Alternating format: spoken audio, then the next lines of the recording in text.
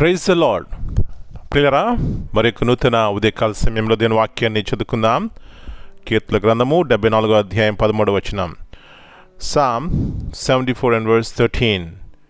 నీ బలము చేత సముద్రమును పాయలుగా చేసితివి. Thou did divide the sea by thy strength. యేసు ప్రభువు యొక్క ఘనమైన నామములో ప్రియరా మీ అందరికీ శుభములు తెలియజేస్తున్నాను. మరి నూతన ఉదయకాల సమయమున దేవుని ఆరాధించి మహిమపరిచినట్లయితే అది మనకి మన కుటుంబాలకి ఎంతో ఆశీర్వాదకరము. కాబట్టి ప్రియ సహోదరి, ఉదయకాలమున దేవుని సన్నిధిని ప్రేమించి ఆయనతో సహవాసం చేయండి. తద్వారా మనము మన కుటుంబాలు ఎంతో నెమ్మది ఆశీర్వాదం పొందుకుంటాం. ఇక్కడ వాక్యమును చూసినట్లయితే మరి నీ బలము చేత సముద్రమును పాయలుగా చేసితివి అని భక్తులు పాడుకుంటున్నారు. అంటే వారు దేవుని యొక్క కార్యములను తలంచుకుంటున్నారు, తలపోసుకుంటున్నారు, జ్ఞాపకం చేసుకుంటున్నారు. మన జీవితాల్లో కూడా దేవుని కార్యములు జ్ఞాపకం చేసుకున్నప్పుడు ఆయన యొక్క ఔన్నత్యము, ఆయన యొక్క బలము, ఆయన శక్తిని మన జీవితాల్లో మనం చూస్తాం. కాబట్టి మనము కూడా విశ్వాసంతో ఆయన వైపు చూసినట్లయితే ఎర్ర సముద్రము మన ముందున్న, మరి తుఫాన్లు మన వెనుకున్న, మన జీవితాల్లో నెమ్మదిగా సాగిపోతాం. గల కారణం ఏమిటంటే ఆయనే అధికారము గలవాడు వీటన్నిటికీ. కాబట్టి ప్రియులారా, ఉదయకాల సమయంలో అలాంటి నిబ్బరమైన మనసు బుద్ధి కలిగి మన యొక్క జీవితాన్ని కొనసాగించుకుందాం.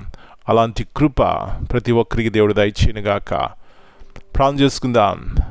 కృపగల దేవ, ప్రేమగల తండ్రి, మరి యొక్క శ్రేష్టమైనటువంటి ఉదయకాల సమయాన్ని బట్టి మీకు వందనాలు చెల్లిస్తున్నాను. దేవుడు చేసినటువంటి ఆశ్చర్య కార్యముల గురించి తలంచుకుంటే ప్రభువా, మా జీవితాల్లో కూడా ఎలాంటి గొప్ప కార్యాలు మీరు చేస్తారు, ముందు దినాల్లో చేశారు ప్రభువా. కానీ కొన్నిసార్లు సాతానుడు ఎన్నో రీతులుగా మా యొక్క విశ్వాసాన్ని దొంగిలిస్తున్నాడు. లోక సంబంధమైన తలంపులు, ఆలోచనలు పెట్టి మా యొక్క భక్తిని, మా విశ్వాసాన్ని పాడు చేయడానికి కూడా ట్రై చేస్తున్నాడు. కాబట్టి వాడిని జయించాలంటే మీ వైపే చూడాలి.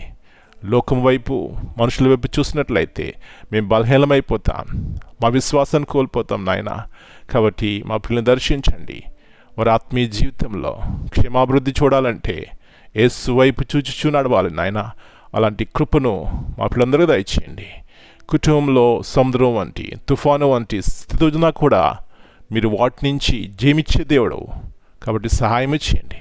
ఈ దినమంతా మీరు ఇట్ల కింద భద్రపరిచి ప్రతి ఒక్కరి జీవితంలో మీ కృపను, మీ యొక్క శాంతి సమాధానం సమృద్ధిగా దయచేయండి. మరొకసారి వాళ్ళు మీ చేతికి అప్పగించుకుంటున్నాం. ఎవరైతే వ్యాధితో, బాధలో, కష్టంలో ఉన్నారో జ్ఞాపకం చేసుకోండి. వారిని ముట్టండి, బాగు చేయండి, స్వస్థపరచమని మీ పాదాలు పట్టుకుంటున్నాం. ఎవరైతే అవసరంలో ఉన్నారో ప్రభువా, వారిని జ్ఞాపకం చేసుకోండి. మీ చిత్తంలో, మీ సమయంలో వారి యొక్క ప్రతి ఒక్క అవసరత తీర్చండి. మీరే సహాయం చేయమని, పావమును, శాపగ్రస్తమైన జీవితము మా జీవితంలో ఏలుబడి చేయకున్నట్లు ప్రభువా మీ సమాధానం మాకు దయచేయమని యేసు ప్రభువు అతి శ్రేష్టమైన నామమును బట్టి ప్రార్థన చేస్తున్నాను తండ్రి. Amen. God bless you all.